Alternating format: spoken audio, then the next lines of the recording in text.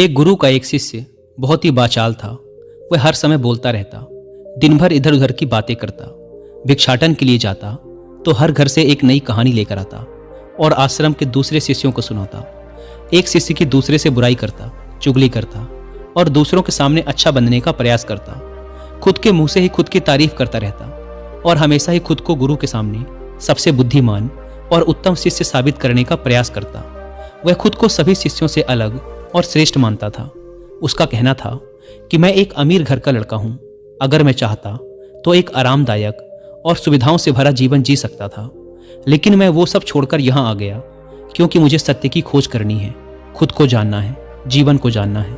इसीलिए मेरा त्याग तुम सबसे बड़ा है। एक दिन गुरु ने आश्रम के सभी शिष्यों को बुलाकर कहा, आप सभी को अगले 1 माह के लिए कोई ना कोई संकल्प लेना है। इससे आपकी संकल्प शक्ति मजबूत होगी और आप में आत्मशक्ति का संचार होगा। आप सभी अपनी अपनी सामर्थ्य के अनुसार कोई सा भी संकल्प ले सकते हैं और 1 माह से पूर्व आप में से जिस चीज का भी संकल्प टूटता जाए वो अपनी पुरानी दिनचर्या में वापस आते जाएं। सभी शिष्यों ने अपनी शक्ति के अनुसार छोटे बड़े संकल्प लिए और गुरु को अपने अपने संकल्प के बारे में बताकर वहां से चले गए। लेकिन वो बातूनी शिष्य खुद को सबसे अलग और बड़ा दिखाना चाहता था। इसीलिए वो सीधे गुरु की कुटिया में पहुंच गया और बोला, मैं कोई छोटा मोटा संकल्प नहीं लेना चाहता, बल्कि खुद की ही भांति एक बड़ा और महान संकल्प लेना चाहता हूं। कृपया आप ही बताएं, क्या संकल्प लेना चाहिए मुझे? उस बातूनी शिष्य की यह बात सुनकर गुरु मुस्कुराए और बोले, क्या तुम मेरे द्वारा दिए गए संकल्प को पूरा कर पाओगे? क्या तुम्हारे लिए उसे पूरा करना संभव होगा? नहीं, वो तुम्हारे लिए संभव नहीं है। तुम उसे पूरा नहीं कर पाओगे, इसीलिए तुम खुद ही कोई संकल्प ढूंढ लो। शिष्य ने कहा, नहीं गुरुदेव, आप जो भी संकल्प मुझे देंगे मैं जरूर उसे पूरा करूंगा। आप बताएं तो सही। गुरु ने कहा, ठीक है, तो तुम अगले 1 माह तक चुप रहोगे, मुंह से एक शब्द भी नहीं निकालोगे। यही तुम्हारा संकल्प है। शिष्य ने कहा, गुरुदेव, यह भी कोई संकल्प है? यह तो बहुत ही आसान है। 1 माह तक चुप ही तो रहना है। कोई बड़ा संकल्प दीजिए जो मेरी योग्यता के लायक हो, जिसे पूरा करने में मुझे समस्या हो। गुरु ने कहा, पहले तुम इस संकल्प को तो पूरा करके दिखाओ। शिष्य ने गुरु की बात मान ली। वह उसी समय चुप हो गया और पलटकर कुटिया से बाहर चला गया। उसे चुप रहना बहुत आसान लग रहा था। उसने एक दिन तो जैसे तैसे चुप रहकर काट लिया, लेकिन दूसरे दिन से उसके मन में ना बोलने का बोझ बढ़ने लगा। तीसरे दिन उसे भारीपन महसूस होने लगा और चौथे दिन उसके अंदर एक अजीब सी बेचैनी होने लगी, क्योंकि आसपास आश्रम के सभी शिष्य एक दूसरे से बातें कर रहे थे। वो भी अपना पक्ष उनके सामने रखना चाहता था, उनकी बोलती बंद कर देना चाहता था, लेकिन उसका संकल्प उसके आड़े आ रहा था। इसीलिए वो पूरे दिन सिर्फ मुंह और आंखें बनाता रहता। इसी तरीके से कुछ दिन और बीते और वह शिष्य बीमार पड़ गया। उसका सर फटा जा रहा था। उसका खाने पीने तक का मन नहीं कर रहा था। वह सिर्फ बोलना चाहता था। वह गुरु के पास गया और उनके सामने बैठकर लिखकर उन्हें बताया, गुरुदेव, मैं बोलना चाहता हूँ। बिना बोले मुझे सांस नहीं आ रही। मेरा दम घुटा जा रहा है। मैं अंदर ही अंदर पागल हुआ जा रहा हूँ। मैं क्या करूँ? संकल्प तोड़ दूं क्या? यह पढ़कर गुरु मुस्कुराए और बोले, संकल्प तो तोड़ने के लिए ही होते हैं, लेकिन जो अपने संकल्प को पूरा कर लेता है वही अपनी आंतरिक शक्ति को बढ़ा पाता है। और जो अपनी आंतरिक शक्ति को बढ़ा लेता है वह समझ और जागृति की राह पर आगे बढ़ जाता है। संकल्प का लेना भी तुम्हारे ही हाथ में था और इसे तोड़ना भी तुम्हारे ही हाथ में है। तुम्हारे बहुत से गुरु भाई अपने संकल्प को तोड़कर अपनी पुरानी दिनचर्या पर वापस आ चुके हैं। अगर तुमसे नहीं हो पा रहा तो तुम भी संकल्प तोड़कर अपनी पुरानी दिनचर्या पर वापस जा सकते हो। लेकिन याद रहे, अगर आज तुम इस छोटे से संकल्प को नहीं संभाल पा रहे तो तुम अपनी बाकी की पूरी जिंदगी को कैसे संभाल सकोगे? मुझे इस पर शक है। बाकी फैसला पूरी तरह से तुम्हारे हाथों में है। गुरु की यह बात शिष्य के दिल में चोट कर गई। वह बिना कुछ बोले वहां से वापस चला गया और खुद को अपनी कुटिया में बंद कर लिया। वह केवल अपने जरूरी कामों के लिए ही कुटिया से बाहर निकलता, बाकी सारे समय कुटिया के अंदर ही बैठा रहता। 15 दिन बीत चुके थे और आश्रम के लगभग सभी शिष्यों का संकल्प अब तक टूट चुका था, लेकिन उस वाचाल शिष्य का संकल्प अभी भी जारी था। संकल्प लेने के बाद से अब तक उसने एक शब्द भी ना बोला था। सारा आश्रम हैरान था कि इतना बोलने वाला इंसान चुप कैसे हो गया।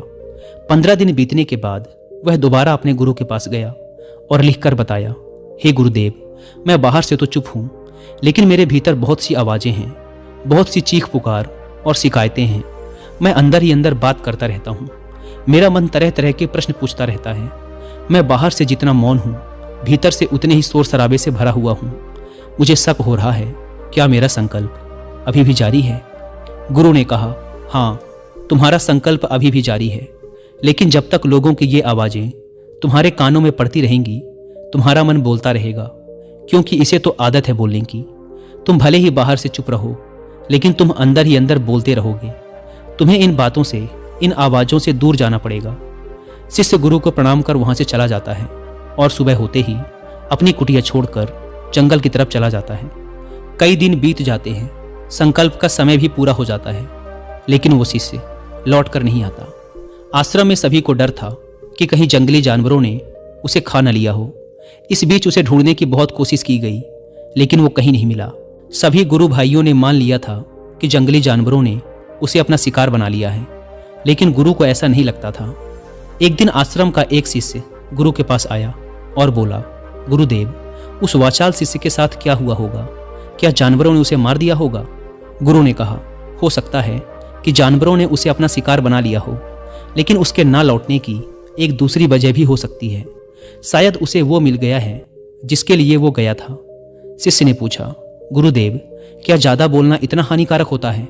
गुरु ने कहा, इंसान के जीवन के बहुत सारे दुखों में से एक दुख ये भी है कि वो कभी चुप नहीं रह सकता, हमेशा कुछ ना कुछ बोलता ही रहता है। सिर्फ हमारे बोलने के कारण हमारे आधे से ज्यादा दुख पैदा होते हैं। परिवार के अधिकतर झगड़ों की वजह हमारा बेमतलब बोलना ही होता है। हम में से कोई भी चुप नहीं रहना चाहता, हम बस सामने वाले को सुना देना चाहते हैं। जो भी हमारे मन में है सब निकाल कर उसके मन में बैठा देना चाहते हैं, उसे समझा देना चाहते हैं कि देख, तू गलत है और मैं सही। आखिर ये कहाँ तक उचित है, क्योंकि दूसरा भी तो यही कर रहा है। और इस तरीके से सब एक दूसरे की सड़ी गली बातों को ग्रहण कर रहे हैं। फिर समय के साथ उन्हीं बातों की परतों को उकेरते रहते हैं और एक दूसरे को सुनाते रहते हैं। इस तरीके से सुनने और सुनाने का यह काम जिंदगी भर चलता रहता है, लेकिन इस नासमझी में हम खो देते हैं अपना समय, अपना जीवन, अपनी समझ और सबसे महत्वपूर्ण वो कीमती पल जो जिए जा सकते हैं, जिनको अनुभव किया जा सकता है, जिनमें आनंद को प्राप्त किया जा सकता है। लेकिन इसके बदले हमें मिलता क्या है? कुछ नहीं, सब व्यर्थ और बर्बाद हो जाता है।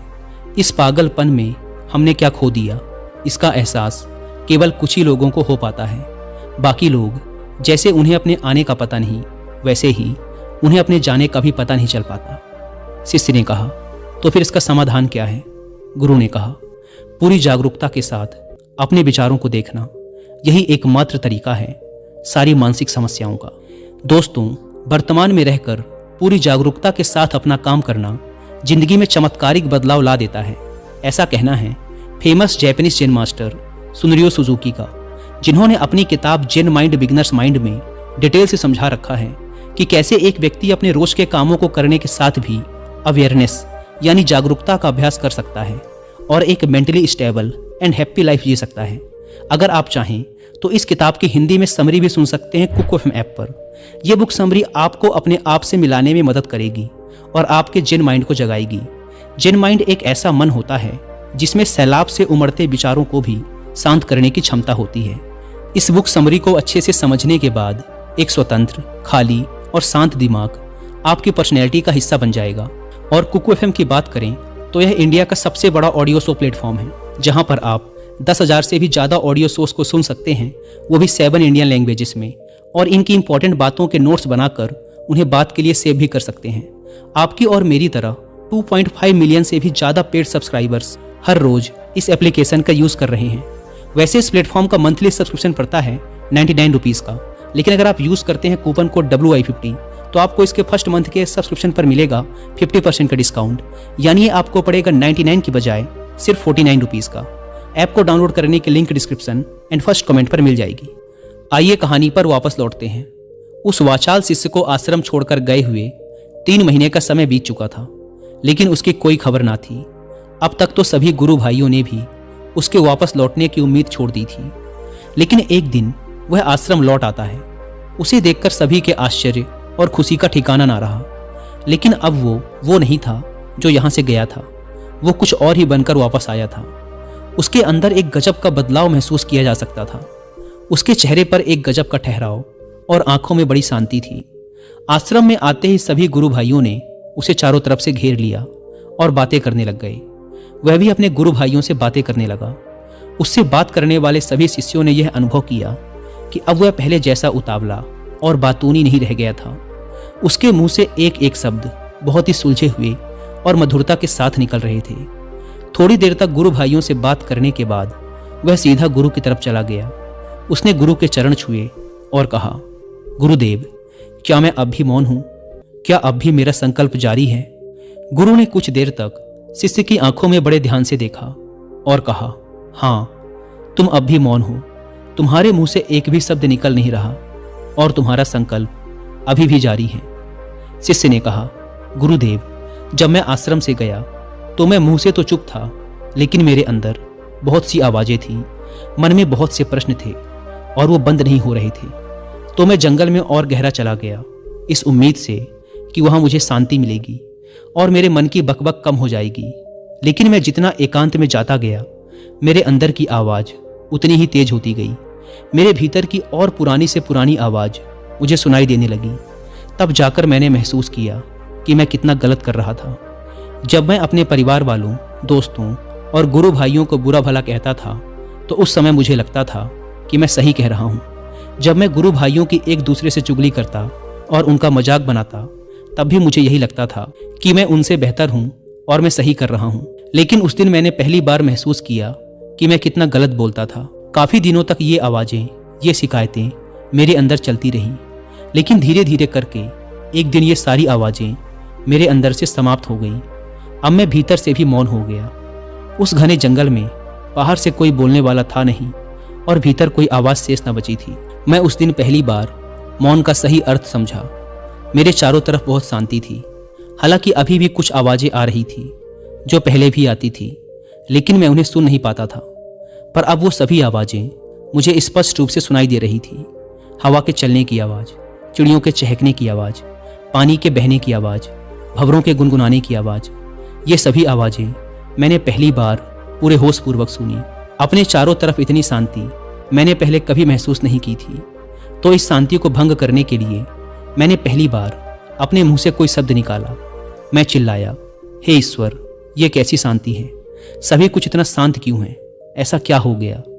लेकिन मेरे चिल्लाने के बाद भी वो शांति भंग ना हुई। सब कुछ पहले के जितना ही शांत था, बाहर भी और भीतर भी। हे गुरुदेव, मैंने अपने गुरु भाइयों से बात की, मैंने आपसे बात की। मैं बोल रहा हूँ, मैं चल रहा हूँ, मैं सब कुछ देख रहा हूँ, लेकिन मैं अपने भीतर एकदम एकांत में हूँ, मौन में हूँ। भीड़ में होता हूँ तब भी भीतर से अकेला एकांत में होता हूँ। जब मैं खुद में भी शोर करना चाहता हूँ तब भी एकांत में ही होता हूँ। अब सब दिखाई पड़ने लगा है, सब सुनाई पड़ने लगा है। गुरु ने कहा, जब तक हम बाहर की तरफ बोलते रहेंगे, भीतर अशांति ही रहेगी। जिस दिन हम भीतर की तरफ मुड़ जाएंगे, फिर बाहर हमारे मुंह से कुछ भी निकले, हम शांत ही रहेंगे। दुनिया में जितनी भी बुराइयां हैं, ज़्यादातर हमारे बोलने से ही उत्पन्न होती हैं, क्योंकि हम चुप रहना नहीं चाहते। हम जितनी ज़रूरत है उससे कहीं ज़्यादा बोलते हैं। हम सामने वाले को सुनना नहीं चाहते, बल्कि उसकी बोलती बंद कर देना चाहते हैं। उसे समझा देना चाहते हैं कि मैं कौन हूँ, दिखा देना चाहते हैं उसे अपनी सारी सामर्थ्य। बस यही हमारी ज़िंदगी का मकसद बनकर रह जाता है। हमारी सारी ऊर्जा इस व्यर्थ के बोलने में बर्बाद होती रहती है। ऐसे पति पत्नी का जीवन दुखों से भर जाता है, जो हमेशा एक दूसरे को सुनाने में लगे रहते हैं। कभी एक दूसरे को सुनना नहीं चाहते, समझना नहीं चाहते, और चुप रहना तो उन्होंने कभी सीखा ही नहीं, क्योंकि चुप रहना उन्हें छोटा महसूस करवाता है। दुनिया की सभी लड़ाइयों का कारण हमारा बोलना ही है। इसीलिए हमें सिर्फ उतना ही बोलना चाहिए जितना जरूरी हो, क्योंकि व्यर्थ का बोलना ऊर्जा को नष्ट करना है, और ये बोलना ही हमें कभी अपने भीतर की ओर लौटने नहीं देता, क्योंकि ये हमें बाहर की ओर खींचकर रखता है। और बाहर है ही क्या इस संसार के अलावा। लेकिन अगर अपने भीतर के संसार की ओर मुड़ना है तो इस मुंह को बंद ही रखना चाहिए। इसीलिए जितने भी बुद्ध हुए, आत्मज्ञानी हुए, वो सभी एकांत की ओर भागे, ताकि उन्हें ज़्यादा बोलना ना पड़े, ज़्यादा सुनना ना पड़े। वो एकांत में रहे और शांत रहे, इसीलिए आसानी से भीतर की यात्रा कर पाए। लेकिन अगर कोई चाहे तो इस संसार में रहकर भी एकांत में रह सकता है, शांत रह सकता है, लेकिन इसके लिए उन्हें अपनी ऊर्जा बचानी होगी, जिसे वो अब तक अपने व्यर्थ के शब्दों में बर्बाद कर रहे थे। दोस्तों, इस कहानी की सीख यही है कि व्यर्थ का बोलना ऊर्जा को नष्ट करना है, और यह बोलना ही हमें अपने भीतर की ओर लौटने नहीं देता, क्योंकि यह हमें बाहर की ओर झुकाए रखता है। और जिन्हें भीतर की यात्रा करनी है उन्हें अपने मुंह को बंद ही रखना चाहिए। मुझे उम्मीद है कि आपको यह कहानी पसंद आई होगी और काफ़ी कुछ सीखने को मिला होगा। अवेयरनेस को प्रैक्टिस करने और अपने जेन माइंड को जगाने के लिए आप कुकू FM पर जेन माइंड बिगनर्स माइंड किताब की हिंदी में समरी सुनना ना भूलें। और मंथली सब्सक्रिप्शन पर 50% डिस्काउंट के लिए आप WI50 कूपन कोड का इस्तेमाल भी कर सकते हैं। धन्यवाद।